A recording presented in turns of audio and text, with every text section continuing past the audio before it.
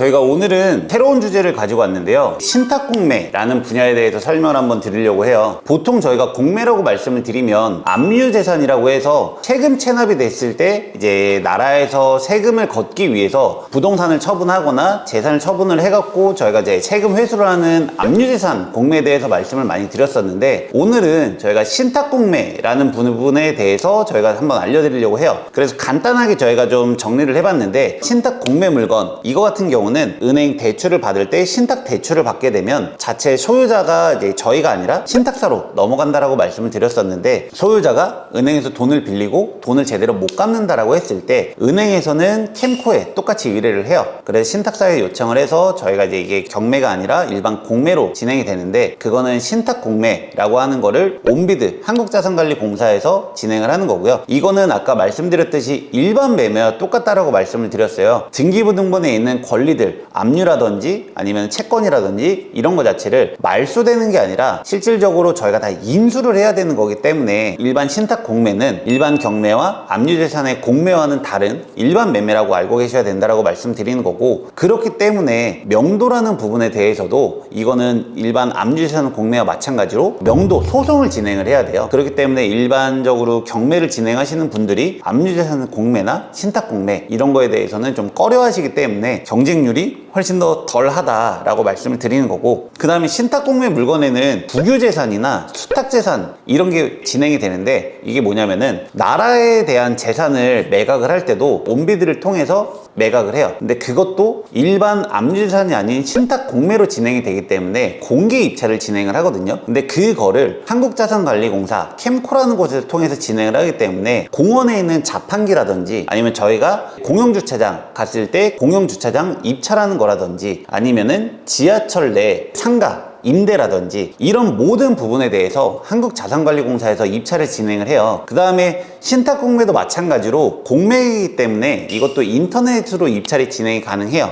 그래서 인터넷 입찰이 진행하다라고 하는 건 핸드폰으로도 입찰이 되는 거기 때문에 꼭 일반 경매만 보시는 게 아니라 압류재산하고 신탁공매 물건도 보시라고 말씀을 드리는 거고, 그 다음에 신탁공매는 가장 큰 차이점이 온비드에서 캠코를 통해서 낙찰을 받았다라고 하더라도 실질적으로 신탁사에 가서 계약서를 반드시 체결을 해야 돼요. 근데 그 계약서를 체결하는 것 자체는 오후 영업일 이내에 방문을 해서 계약을 체결을 해야 되기 때문에 일반 이런 공매하고는 좀 다르다라고 말씀을 드리는 거고,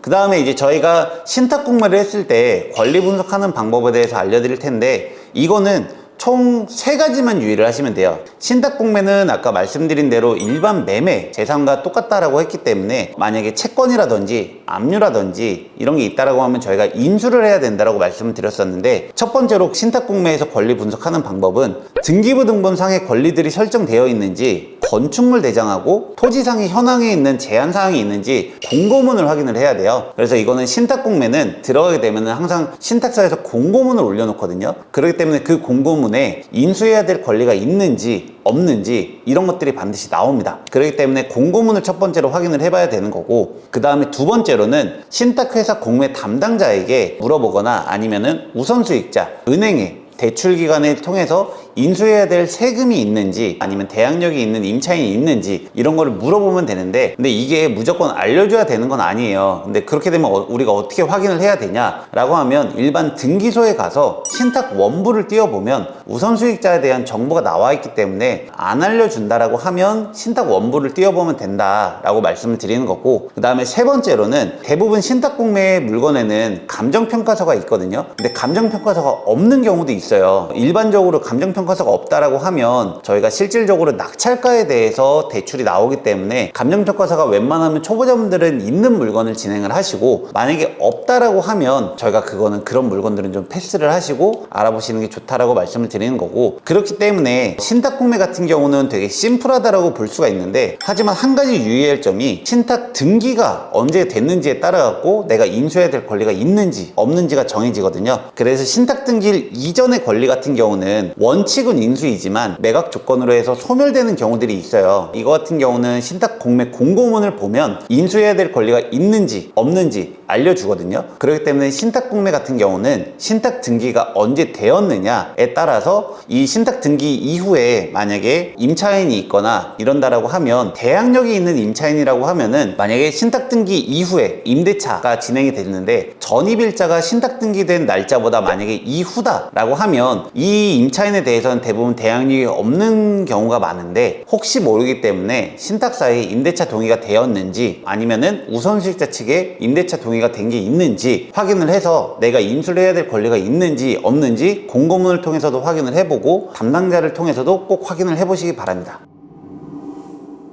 신탁 공매 물건을 어떤 식으로 검색을 하는지, 그 다음에 공고문은 어떻게 봐야 되는지, 그 다음에 어떤 식으로 권리 분석이라든지 감정평가를 해서 이거를 입찰가를 어떻게 선정해야 되는지, 이런 거에 대해서 저희가 한번 다음 편에는 준비를 해볼 테니까요. 구독, 좋아요, 알림 설정 해주시고 입찰을 해보셨으면 좋겠고, 저희가 지금도 구글 폼 통해 갖고 궁금한 사항이라든지 이런 문의를 주시는 분들이 많아요. 근데 저희가 솔직히 요청드리는 거는, 저희는 공부를 하시는 분들 같은 경우는 저희가 이제 유튜브 통해서 컨텐츠를 제작을 하지만, 실질적으로 지금 공부만 하시고 입찰을 못 해보시거나 낙찰을 못 받으신 분들한테 공부보다는 저희는 실질적으로 입찰을 통해서 낙찰받는 거를 해보시고 싶은 분들을 저희가 지금 모집을 하고 있거든요. 그래서 혼자서 공부를 해서 막막하시거나 아니면 정말 강의만 들었는데 어떻게 입찰을 해야 될지 모르겠다 라고 하시는 분들은 저희한테 구글 폼 통해서 문의를 주시면 어떤 식으로 진행을 하는지, 그 다음에 한번 꼭 경매 말고도 공매를 저희는 알아보셨으면 좋겠고, 저희가 다음번에 이 신탁 공매 관련해 갖고 어떻게 진행하는지 컨텐츠 제작해서 알려드릴 테니까요. 다음번 영상도 꼭 시청해 주시기 바랍니다. 네, 감사합니다.